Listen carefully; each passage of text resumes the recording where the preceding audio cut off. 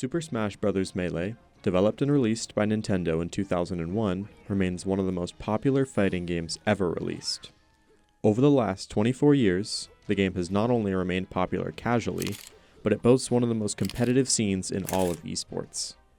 All around the world, tournament organizers, also known as TOs, host in-person tournaments that up to thousands of people attend, even here in Colorado.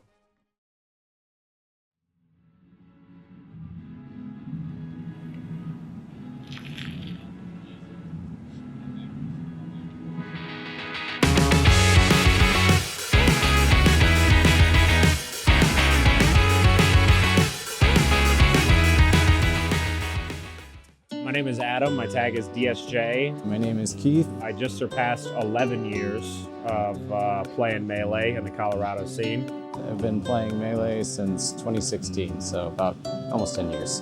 My favorite thing about the scene is definitely the people. How passionate everyone is about the game is, it's a really tight-knit group that I like hanging out with.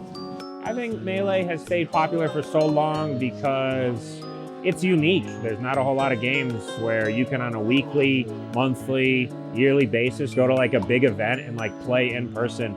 There's so much freedom to do what you want in the game, and that makes it just easy to keep coming back, and there's always something more that you can do or a new combo you can try out. Not a lot of other games do what we do, I'd say, so I think that's what keeps it so active. What keeps motivating me to play Melee is the drive to win. It's my favorite game I've ever played to win in. It's a very honest game. If you lose, it's your fault. If you win, you did something right. But it's a very intimate community too, as you can see. There's not a lot of gaming communities at this point that get people together and sit around a TV and play. Most stuff's online, so it's pretty unique like that. My fondest memory, I went to a tournament in Texas that I teamed with Fizzwiggle. He's a #1 player, and or he was for a very long time, in Colorado. And him and I went on a monstrous run in doubles, and we beat everybody at the tournament except for the 2 best players in the world, and we got to play on the main stage, and there's pro photographers and video cameras and like super pro equipment. And for me, it was like, there's not a lot of opportunities where you get to be the guy for a minute, and that day I got to be the guy with my good friend of mine. So we were on cloud 9 for that run. That was a lot of fun. What do TOs do? TOs do the Lord's work, is what they do. Their jobs as a TO, basically you need to seed the tournament ahead of time. You need to know who's who. You need to make sure that people are having a good time. So you need to make sure if you're a new player that you're not just gonna get whooped by #1 and #2 right away. Basically just organizing a bunch of nerds in one place, which can be a difficult task sometimes. The biggest tournament that I TO is our national, which is called the Altitude Sickness. We had high 200s, 280 people-ish at both of them.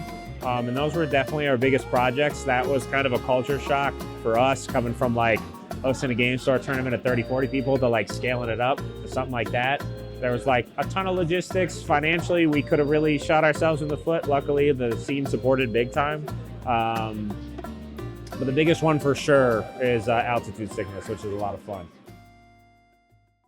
Yeah, COVID effectively just knocked us out. It moved everything online. Slippi came really quickly after. Slippi is a way that you can play Melee online. You can connect with people on your computer, which is the only way to play the game not on the original system that it's made for.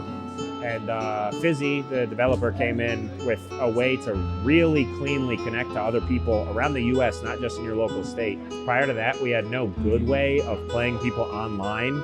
It was getting scary there for a second for the safety and the future of the Melee community. People really pushed online tournaments at that point.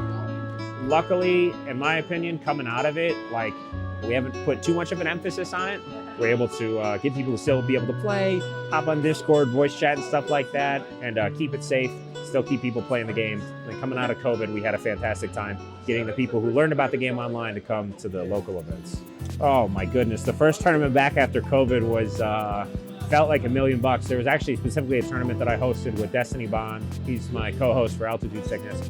We hosted a tournament called the Returnament, and that was basically like We told everyone, like, let's hold off on everything. Like, we'll do a big one, a big return. We had a lot of old players that I called up and I said, hey, let's get the family together, basically. Yeah, after we started having tournaments again, I remember the first one back, it almost felt like a family reunion, you know? It was like seeing all these people that hadn't seen for, you know, a year and a half. And, you know, you can play online, but getting to hang out with all your buddies at a tournament is, there's no replacing that. And everybody came out and everybody supported, and everyone was just so excited to play. We had a fantastic, that event went fantastic. So it was just super fun all around. We rented out this giant church that barely let us even play there. We almost shorted their sockets on everything. The power went out on half the venue while we were running it, but we got through the whole thing and it was a blast. And I think that kind of cemented, like, all right, we're back, and this is what we do for those who are new.